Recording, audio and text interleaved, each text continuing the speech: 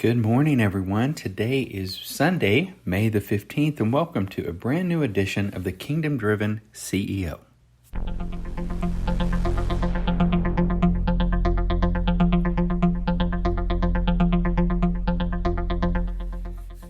Today on the Kingdom Driven CEO, we are going to talk about one of my favorite topics, which is multipliers versus diminishers. And I want you to think about this just a moment. There is a quote by Peter Drucker, the famous management guru, and it says that only three things happen naturally in organizations. You think about it, we follow leaders, okay? And we see this in all aspects of life. A great leader can turn around a company, a sports team, a state, a country. I mean, we just see this. Leadership is it can turn around a family.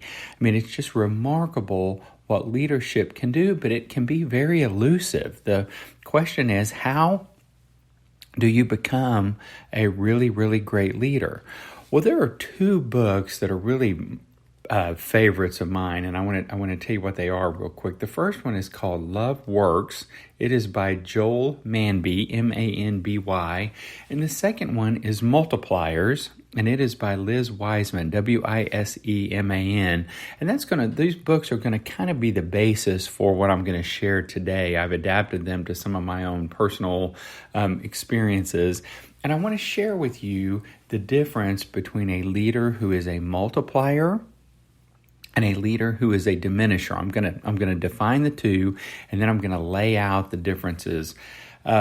One of my favorite quotes is, you can buy a man's time, you can buy a man's physical presence at a given place, you can even buy a measured number of skilled muscular motions per hour or day, but you cannot buy enthusiasm, you cannot buy initiative, you cannot buy loyalty, you cannot buy the devotion of hearts, minds, and souls.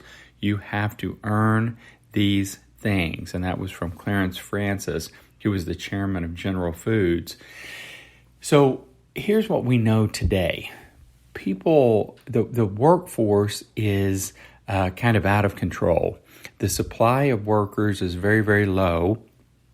The demand for workers is very high. So what that means is that employees have the leverage. They get to choose where they want to work, because as companies, we are all scrambling to try to fill positions that are open because there's also been a lot of economic growth. So you've got demand for workers skyrocketing, while many people have chosen to stay at home for a variety of reasons, which we're not going to get into today. But the net result is we have to have an amazing culture to attract people to our company. Now, we have been very, very blessed at Regent Bank to have very little turnover and lots of applicants for our positions. And I think part of it is what I'm going to teach you today. So let's just jump straight in. I want to tell you what a multiplier is. A multiplier is a leader who uses his or her intelligence to amplify the ability and capability of the people around them. These leaders inspire employees to stretch themselves to deliver results that surpass expectations. A multiplier makes us better. A multiplier inspires us, guides us, directs us, challenges us. They just make us perform at a level that we don't think we can. You may have had a sports coach that did that. That is a great leader. That is a multiplier. Now, on the flip side, a diminisher makes us worse. A dimisher is a leader who drains intelligence, energy, and capability from the people around him and always needs to be the smartest person in the room. Diminishers do not listen. They think they know everything. They take credit for everything. We have all had diminishers as bosses, I am certain, and there is a huge difference between a multiplier and a dimisher. Now, a multiplier really has 5 key attributes. Number one, they are a talent magnet. And they do this because they empower their employees to grow. So people want to work for them. They know that when you go to work for a multiplier, you are going to experience significant growth, new experiences. You're going to be given a lot of rope, and you're going to have an opportunity to succeed and do things that you couldn't do otherwise. They're a liberator. They unlock others' potential. And in order to do that, you have to know the person, and you have to grow the person. And you often do that by the next one, which is being a challenger. They push people to a greater height. They don't allow them to coast.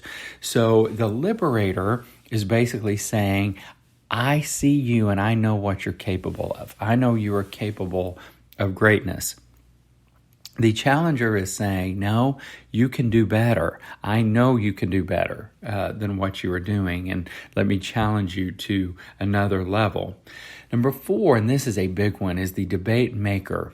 With a multiplier, all opinions count. When people come into our executive team meetings for the first time, it looks like we're all fighting with each other, but we are not. We are simply debating issues about our company and trying to make the best decision. We've got a real big decision we're going to be making tomorrow, and I know it is going to be a knockdown, drag out, but at the end of the day, we're just trying to make the best decisions for our company.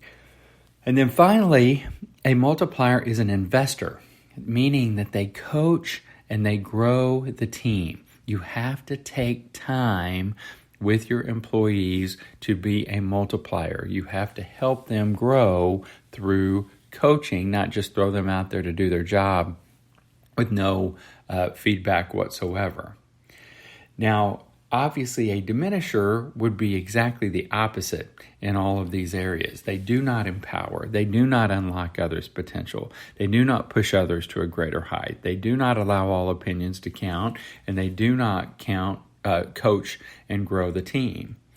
Now, I think the key to becoming a multiplier is actually in Scripture. And it is in a scripture that we often hear in weddings, 1 Corinthians 13, 4 through 7, and I'm just going to replace the word love in this scripture with the word multiplier. You're going to know the scripture. Here it is. A multiplier is patient and kind. The initial scripture says love is patient and kind. A multiplier does not envy or boast. He or she is not arrogant or rude. They do not insist on their own way. They are not irritable or resentful. They do not rejoice at wrongdoing, but they rejoice with the truth.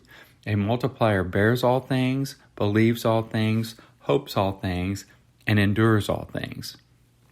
Now, I believe there is a myth out there about great leaders, okay? I think there's this myth that great leaders are drivers. They are tough. They are very distant from their employees. They're scary. Great leaders have all the answers. Great leaders use fear and intimidation to get the most out of their employees. And I think this is exactly the wrong way to lead. What I have found is that multipliers lead with love. And they do it in the 5 ways we mentioned earlier, but they also follow this scripture that I just mentioned, okay? Number 1, they are patient. They have self-control in difficult situations. They are patient when they admonish others. They never embarrass people in front of others. They always critique in private. They're patient in praise. They give specific examples when they praise. They don't just do these general, oh, you guys are the best. They talk specifically about, the good things that you have done, and they always give 3 praises for 1 criticism, always. Show you care is our primary core value at our company, and we try to do this in many, many ways. But I always try to be patient as a leader. Number 2, multipliers are kind. They show encouragement and enthusiasm. They show everyone that they are important. They take the time to be thoughtful. And the question that I would ask you is, does every employee you have know that you care about them? I try to reach out to every employee we have. We got about 170 I reach out on their birthdays, on their anniversary, when I hear about anything that's going on in their lives. We have a prayer team that prays over our employees, and so we try to have a culture that is very, very kind. We have an employee benevolence fund where we help people when they have financial issues, do a 2-week sabbatical when you've been there 5 years, a lot of things to make people feel cared for and to show them kindness. Number 3, multipliers are trustworthy. Stephen Covey said this is the number one leadership skill. We earn the confidence of others by listening well and not micromanaging them. We have complete transparency. So complete honesty at all times, and that includes honest feedback. Now, if you want to really have an amazing organization, you want to hire trusting leaders. You don't want to hire leaders who are skeptical of others or who don't trust others. They won't give others responsibility. They hold it all within themselves. That is a killer within an organization. So as a multiplier, we have to always be truthful and transparent and always give the whole story. Multipliers are also selfless. They are thinking of others more than themselves. You have to move from a selfish to a servant heart. Give of your time, treasure, and talent. And you got to go from being a genius to being a genius maker. There's a concept in Good to Great called the level 5 leader. And that's what we're talking about here. These leaders are very, very humble, but they always do what's right in the organization. They are very, very strong as well. I love this quote. It has been said that after meeting with the great British Prime Minister William Ewart Gladstone, you left feeling that he was the smartest person in the world. But after meeting with his rival Benjamin Disraeli, you felt like you were the smartest person in the world. Bono said that, and that is how we want to make people feel. It's not about us, it is about them. So finally, multipliers are principled. Even though they are kind, patient, selfless, all the things we have talked about, they also stick to their values in all circumstances. Enduring companies have a bigger why. They are ideologically driven, and that is led by the leader. They get the right results, but they do it the right way. And ours, we do a daily devotional. We live very closely to our core values. We do not allow anybody to work at our organization if they don't live the core values. And we integrate those in many, many ways, including interviewing, onboarding, reviews and promotions. And we have a one strike and you're out rule. If you get one warning, and then on the second warning, you get alternate employment at another place. So in closing, multipliers really do lead with love. They are patient, they are kind, they are trustworthy, they are selfless, and they are disciplined. And back to our initial, I just want to kind of remind you, a multiplier is a talent magnet.